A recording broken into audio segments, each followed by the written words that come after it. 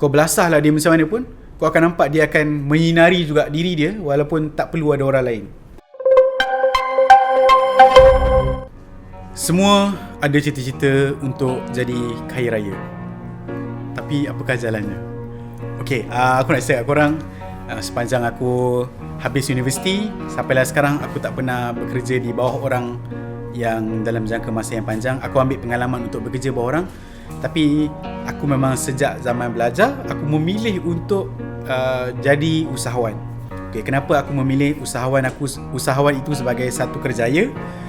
Satunya, mengenali diri aku sendiri. Aku memang tak boleh berada di tempat yang bukan tak boleh berada di bawah sampai tak boleh mentaati orang yang di atas aku. Tapi aku suka membina polisi sesuatu institusi ataupun satu keadaan.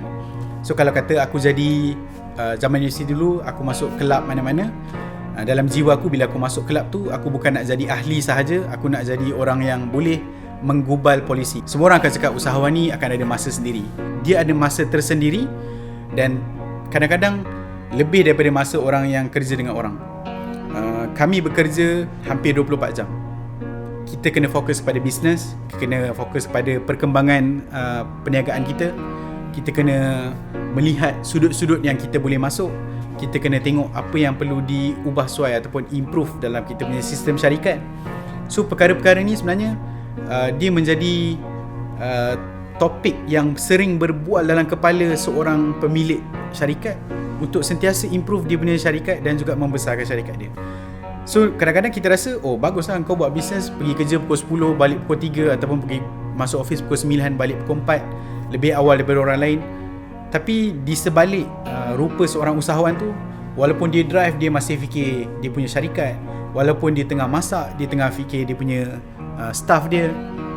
Kalau dia tengok TV pun, walaupun mata tu tengah tengok kat TV, tapi kepala tu tengah fikir, oh sepatutnya buat begini dalam syarikat aku.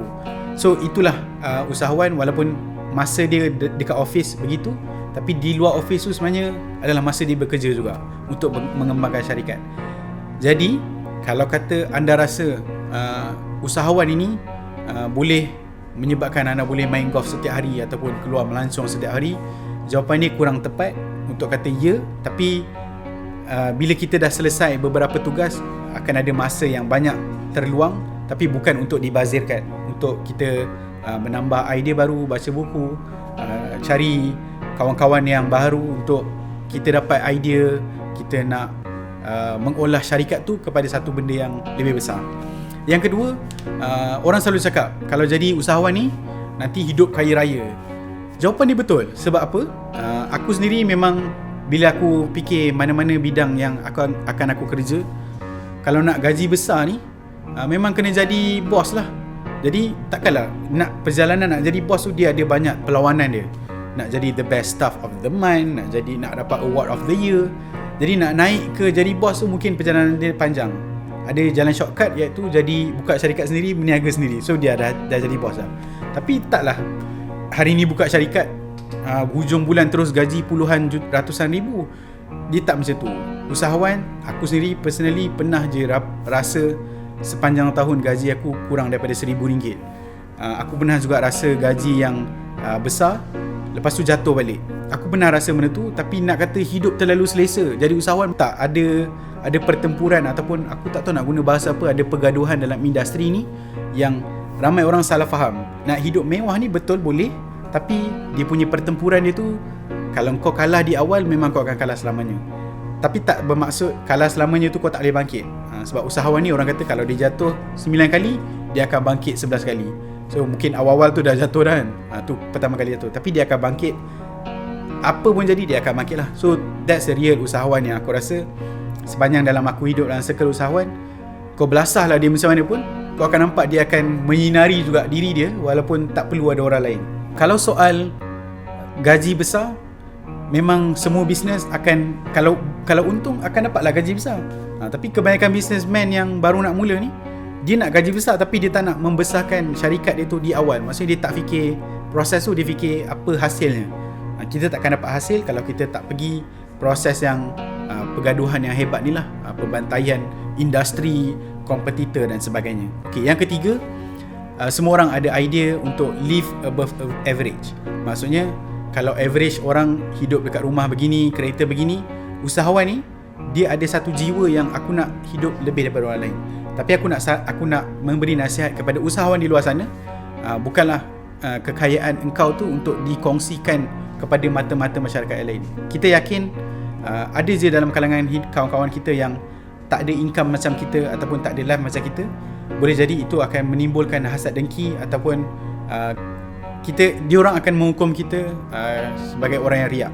So apa cadangan aku adalah, kalau kau duduk dalam kalangan usahawan, bolehlah tunjuk kemewahan kau. Tapi kalau dalam orang-orang yang biasa yang bukan mempunyai income macam kau, tolonglah rendah diri dan hiduplah seperti orang biasa. Kemewahan tu akan dapat. Betul juga kita nak hidup dalam keadaan ada kemewahan yang bila kita hidup dalam keadaan mewah, apa yang kita akan dapat adalah satu benda yang berbeza daripada orang lain. Aku bukanlah datang daripada keluarga yang senang. So bila aku berada di satu tahap yang aku boleh hidupkan suasana aku sendiri, memang aku nak ada library sendiri dalam rumah. Aku nak anak aku ada tempat dia belajar. Aku nak ada anak-anak aku ada tempat dia bermain sahaja. Sebab aku rasa dengan kita memisahkan ruang-ruang tersebut, dia dapat tahu bila dia berada di ruang ni, dia kena tidur. Bila dia berada di ruang ini, dia kena belajar. Bila dia berada di ruang ni, dia kena makan dia elok. Jadi tak semua keluarga dapat merasai nikmat ini. Tapi saranan aku adalah, sekiranya engkau mengimpikan satu hidup yang kaya raya itu, dengan menjadi usahawan akan membantu. Tapi bukanlah hari ini jadi usahawan, besok terus kaya. Bersama membina masyarakat.